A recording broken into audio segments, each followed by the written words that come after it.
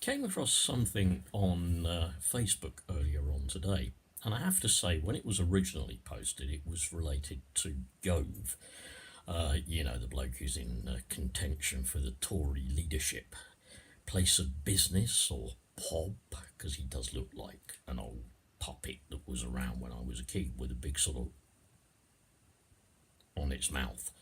So that's why I always think that Gove looks like POB.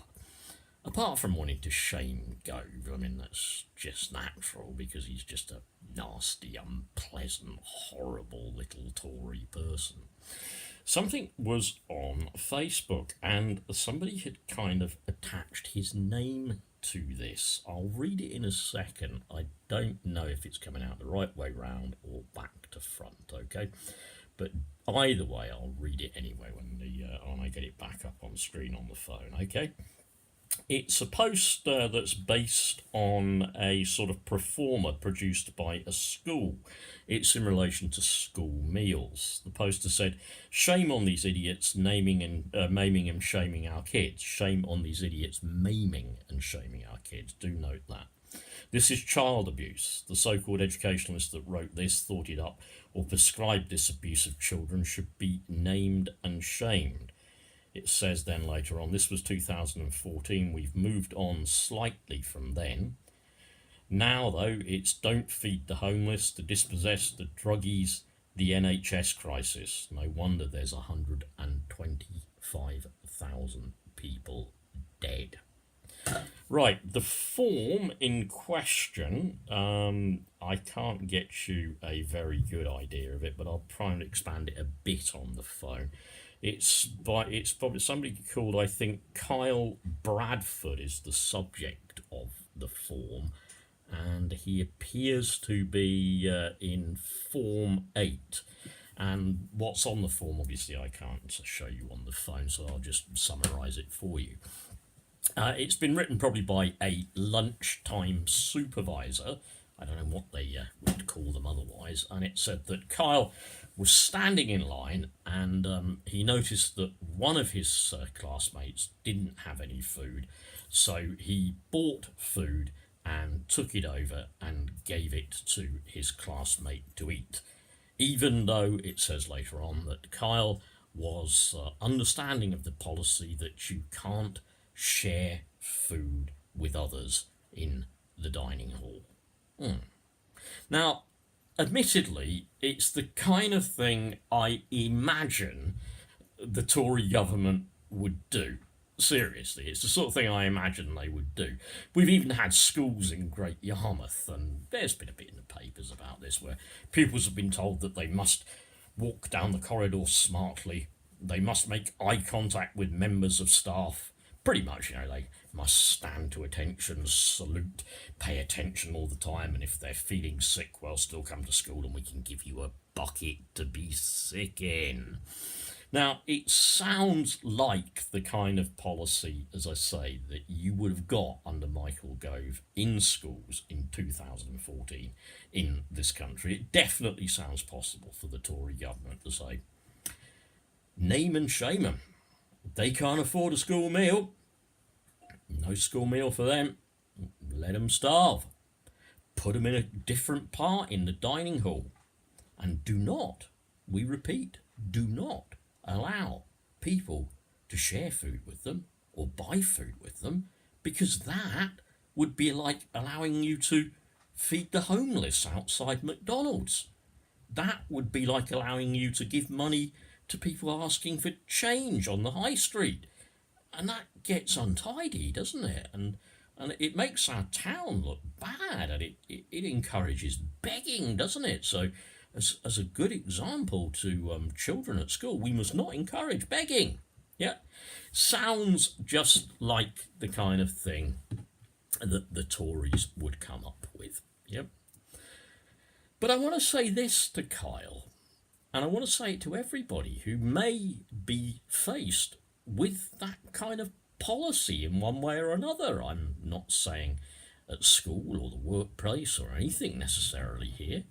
On the streets even, you may be faced with that kind of policy. And a kind of law, if you like, I guess. there are times when the only thing to do with unjust laws is to deliberately disobey them. Disobey them en masse. I quoted in a reply to that Rosa Parks in America. As you know, in the days of sort of the apartheid era in America, in the days of racial segregation, where blacks drunk from one water fountain and whites drunk from another water fountain, and on the bus, the school bus or whatever, the black folks sat well at the back, because the black folks had to sit here, whereas the white folks sat right at the front, right in the best seats, right where it was easy to get on and off and all near the door, right in the tidy best positions of privilege.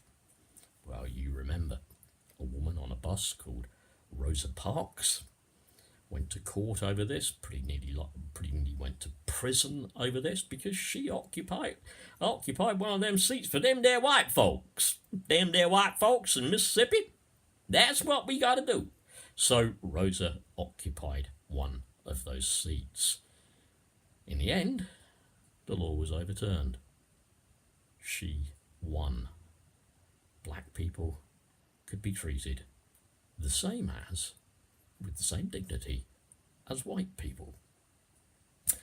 So, my message, Kyle, whoever you were on this now disappeared report on my phone, whoever the supervisor was who ticks the appropriate box. What cracked me up about the form was there were loads of things. There was and the misdemeanor being reported was click other, please specify. You know, you had stuff like dress code infringement. You had stuff like being disrespectful, horsing around. And again, I think that's probably why people thought it may have come from America, because, well, one of the spelling on that performer, and two, stuff like horsing around. Yeah, it's probably not the kind of thing we would say in the UK. But my heart goes out to you from 3 years ago, Kyle. I don't know if you'll ever see this video on YouTube in your life. I don't know how old you are now. But my heart goes out to you and people like you. And let me just make this really, really clear. We have a duty, a moral duty, to not only not comply with, but to actively disobey immoral laws, unjust laws rather. We have an active responsibility to disobey unjust, illegal laws. And if that means, like in the civil rights movement, mass disobedience, we have a duty as decent citizens, as good people, we have a duty towards the mass disobedience of those laws. And I'd like to believe that all socialists would join me on that one. Anyway, that's me done for the day, but if you do see this going around, I've posted on it already. It may not specifically be in relation to Michael Gove. I think even the poster may have changed it a little bit now. But even so, my point still stands. 125,000 people dead. That's May's legacy to the poor, the sick, the disabled. A photograph, by the way, today, just before I finish. Someone took it out outside the door to a PIP assessment centre. There's a man there with his guide dog, and he's totally blind. Him and the dog have even had to be led into position to sit outside that door by a member of the DWP staff in the PIP assessment centre. And he's going in for an assessment, probably to prove that he's still blind. Quite amazing, isn't it? Quite amazing. Bye.